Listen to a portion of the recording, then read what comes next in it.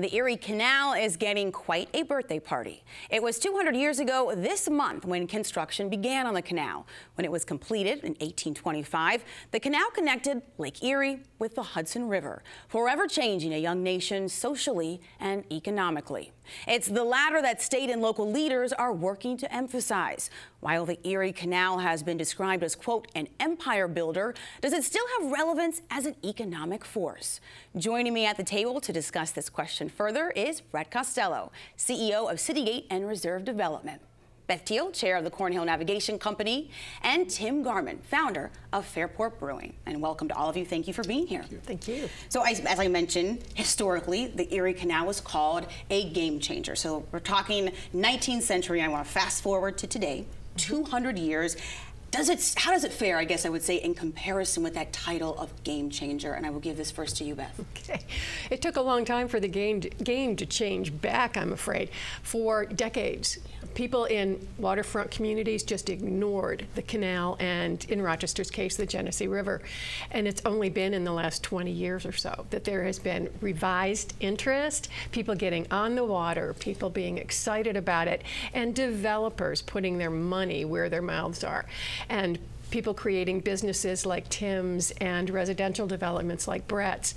And it's Cornhill Navigation's job to get people on the water in a replica Erie Canal boat, the Sam Patch. Because once you see your community from the water, it's exciting, and it is a game changer for the individual. And now you're seeing even downtown Rochester catch on to the fact that the Genesee River deserves its attention.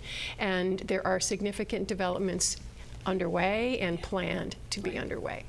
Well, I want to talk about a little bit. We've got this Erie Canal Bicentennial celebration. Many events taking place over the next few months. The three of you were a part of one in mid-July. This was a public forum solely focused on talking about the potential economic development in the future for the Erie Canal. And Brian Stratton, director of the New York State Canal Corporation, called the canal an economy builder.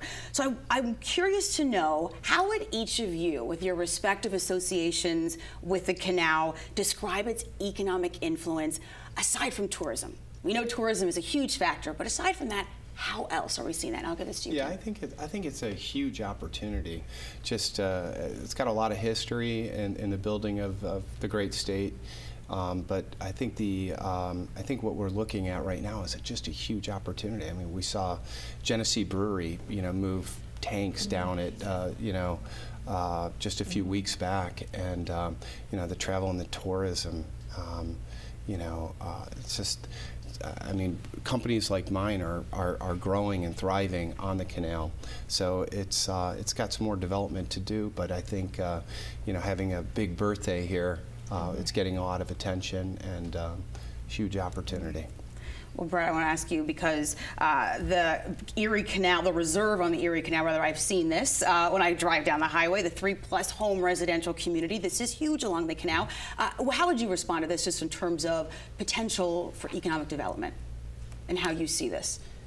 Yeah, I think the impact can be seen from Buffalo to Albany. So not only our projects, but the other 9, I guess in particular, to focus on, totaling $1.3 billion of development. So from Canal Side and Buffalo all the way to the Mohawk Harbor project and all those in between, people want to be by the water. So it's that feeling you get when you're by the water. Today's fast-paced world, water is relaxing for sure. So they got it years ago when they had the intuition and fought the opposition to dig the canal. But today, there just seems to be a renewed opportunity to do things by the water. And Beth, how would you, in terms of explaining the unique economic influence that this can have, how do you see this with your organization? A nonprofit, by the way, I should point out. That's right, thank you.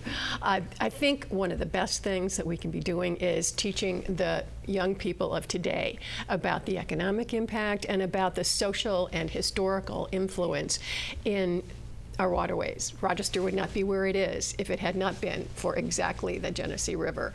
Rochester would not have thrived if it had not been for the Erie Canal. So it's Sam Patch's role to take fourth graders out to introduce them to the canal system with a cruise that goes through Lock 32, and that enhances their experience of New York State history, which is part of the fourth grade curriculum. They're our future. If they can't figure out all of it and the economy and the economic benefits, then none of us can. Well, some people watching the show right now, they might be thinking, this is fantastic. We're celebrating 200 years, and they love hearing about the canal and the potential for it, but they may also be wondering, what are the benefits for us? And I want to know, we talked about tourism, and I've heard Evan Dawson with Connections spoke with some of you, and he talked about the tourism benefit, but are we as local residents, local governments, are we really maximizing, in your opinion, on the potential of the canal? Tim, you're laughing. No way. No way. Why? Absolutely And not. why? Because there's so much room. There's so much more room for improvement. I mean, you talk to anybody, and everybody's got a different idea of what we could be doing with this huge resource that we've got. So we're seeing a lot of increased activity. We've seen a lot of development, in our community. I mean, there's a huge complex that just went up on the canal. We're seeing more and more businesses moving into canal, towns. We're seeing more resources being allocated towards those businesses, which is great. It drives employment, but I think I just think it's totally unutilized. And again, there's just a lot of different ideas out there. What are? Oh, go ahead, Brett. Yes. No, I was just going to add I guess the proof is in the big business. So in the case of the national publicly traded company REI, with their very recent scheduled opening on the Erie Canal proper, about 25 feet from the canal trail, is where their new store is located.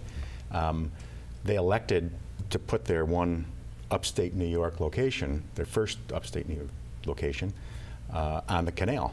And there's a reason for that, because they understand the value of the water, certainly interacting with it, but to answer your question, Helene, the added benefit and what comes after for the local community, it's those retail, tax dollars and other sorts of impacts that everyone can benefit from others that are voting and saying, yeah, we want to be part of this new thing on the canal. Tim, you mentioned there are some creative ideas out there in terms of how the canal can be used. And I'd like to talk about that just a little bit. What are some of these ideas that we're hearing about that maybe these are ideas that have not been reported so much so in local media, ideas that came about at the forum? I'm sure I'd love to know. I'm sure viewers would too. Well, I mean, we've got a huge trail, yes, along the canal, and some of it's developed, some of it isn't. And there's a ton of people that are going up and down between Buffalo and Albany, and there's different places to stay, different businesses along the canal that could be promoted. Again, it's I think it's 80 to 85% of the population in New York State, upstate at least, lives within a few miles of the Erie Canal. So all the businesses stand to gain from this huge resource. But I think, again, it depends on who you talk to. I think her business is really cool. I mean, it brings a lot of light to the canal from an educational standpoint. We're doing a 5K in October, on the Erie Canal. We as a brewery, we try to be a brand ambassador to the canal, and we name a lot of our beers after things around the canal, which is kind of neat. So. You mentioned the Trailway, and I want to discuss it. So Brian Stratton, again, I'll use his name, he said there are more than 1.6 million trips annually on the Erie Canal Trailway. These are used by joggers and bikers and hikers. And he says millions more will join that number, and that's after the Erie Canalway Trail is finished in 2020. This is part of Governor Cuomo's State Trailway initiative. How can, and you mentioned this, Beth, the city of Rochester downtown seeing some changes. How can, or is downtown Rochester rather, kind of using these areas of the canal that have been underutilized, and how can they kind of jump onto these changes that are taking place? They are jumping.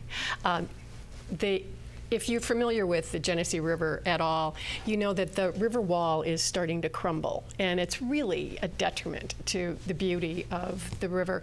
And the City of Rochester and the Canal Corporation are doing a reconstruction of that wall, moving it down significantly because we no longer need that kind of flood control, and providing access for the general public to bring their canoes, to bring their kayaks between the Ford Street Bridge and the Court Street Dam. So right downtown in Cornhill, there'll be new paved walkways, there'll be new amenities and food carts, so a lot of activity. That'll be on stream by 2019. And we at Cornhill Navigation feel strongly that this is the time for us to bring another boat downtown. We had run the Mary Jemison down there, and the Mary Jemison had to go into dry dock at the end of the 2013 season, so there has not been a vessel downtown in that many years.